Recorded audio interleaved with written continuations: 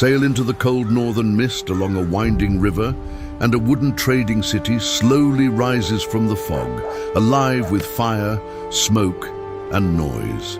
This is not simply a small village of raiders and painted longships, but a bustling marketplace where the entire known world once came to trade. 900 years ago, merchants from Baghdad, Byzantium, and the Rhine crossed paths together in this frozen, muddy northern outpost town. Welcome to a Viking trading city, a place where fortunes were made overnight, old gods were worshipped, and human lives were bought and sold. The harbor is the beating heart of this entire trading city, crowded tightly with longships, heavy cargo vessels, and small battered rowboats. Salt air mixes with tar and rising wood smoke as sailors haul thick ropes, shouting in strange tongues from Norway, Frisia, and far beyond. Every incoming ship carries a hidden story. Precious amber from the Baltic coast, thick furs from the north, silver coins from faraway lands. Dockworkers move like restless ants, unloading heavy barrels of walrus ivory, raw iron ore, and thick bundles of wool ready for the weavers. A watchful harbour master carefully notes each vessel. For every ship that docks here owes a heavy toll to the chieftain who rules this town. Children run barefoot along the creaking wooden piers, dodging crates and ropes, dreaming of the distant shores these strange ships once left. By nightfall, the busy harbour slowly quiets, yet the ships remain, silent wooden shapes waiting patiently for the next grey dawn of trade to begin. Beyond the crowded docks lies the marketplace, a sprawling maze of wooden stalls where nearly anything in the known world can be bought or sold. Traders barter loudly over woven textiles, thick golden honey, salted fish, and finely crafted weapons gleaming beneath the pale morning sun. Silver is carefully weighed on small bronze scales, since coins from a dozen distant kingdoms all circulate without a single shared standard. A merchant from the distant east unrolls a bolt of shimmering silk, and a curious crowd gathers, for none here have ever touched such fine cloth. Arguments erupt over the value of a single glass bead, for in this fragile northern economy, trust is worth even more than gold itself here. Women sell polished soapstone bowls and combs carved from antler, small treasures destined for distant, unfamiliar homes far across the sea.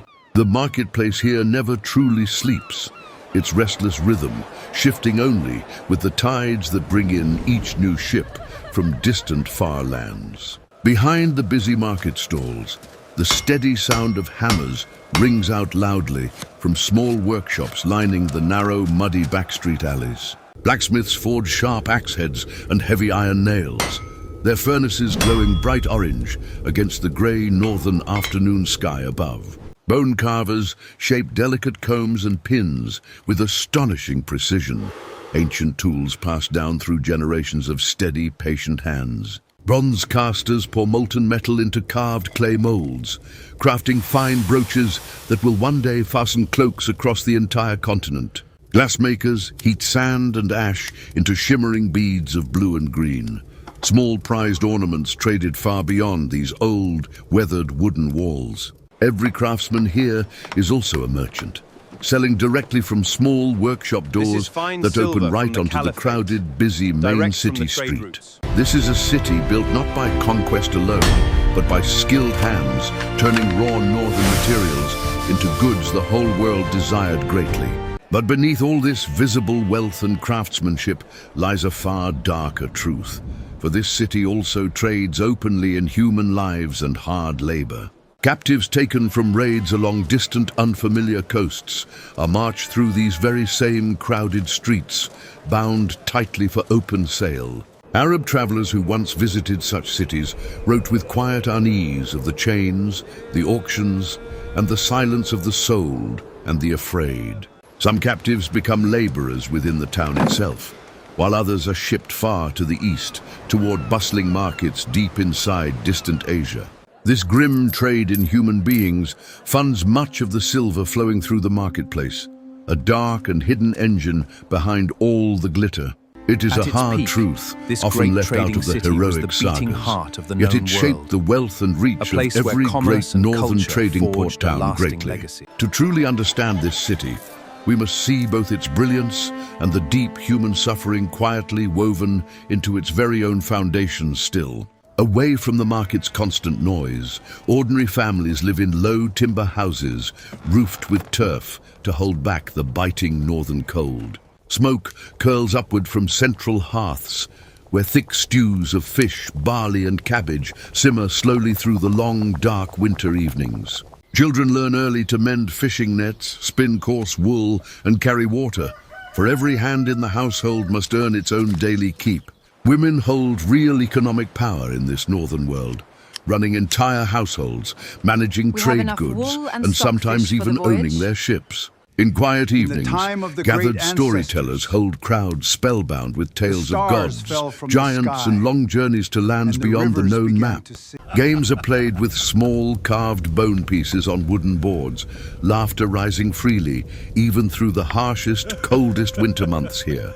Life in this city is hard and often short by modern standards, yet it remains filled with community, ambition, and quiet daily resilience. At the quiet edge of town stands a sacred grove where the old gods are still honored, long after new faiths first begin quietly arriving by ship. Offerings of food and forged iron are left beneath ancient trees, humble gifts to Odin, Thor, and the restless spirits of this northern land. When a great trader dies, his own ship becomes his tomb, buried beside weapons, silver coins, and provisions for the long final sea journey. Tall runestones rise near the roads leading out of town, carved messages meant to outlast the very same people who first stood to raise them. Christian traders quietly build their own small chapel nearby, a subtle early sign of change already slowly reshaping the entire northern world. For now, the old gods and this new faith share the same streets, the same crowded harbor, the same deeply uncertain future together still. Belief here is as practical as it is spiritual, a way to ask fortune and safety from powerful, unseen forces far beyond all human control. In time, the rivers slowly silted, rival ports rose to prominence, and raids by fierce enemies burned much of this city to the cold ground.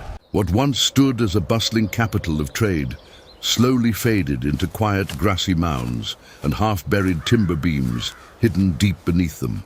Yet archaeologists still carefully uncover its silver, its beads, its bones, proof that this remarkable city truly, deeply once fully lived.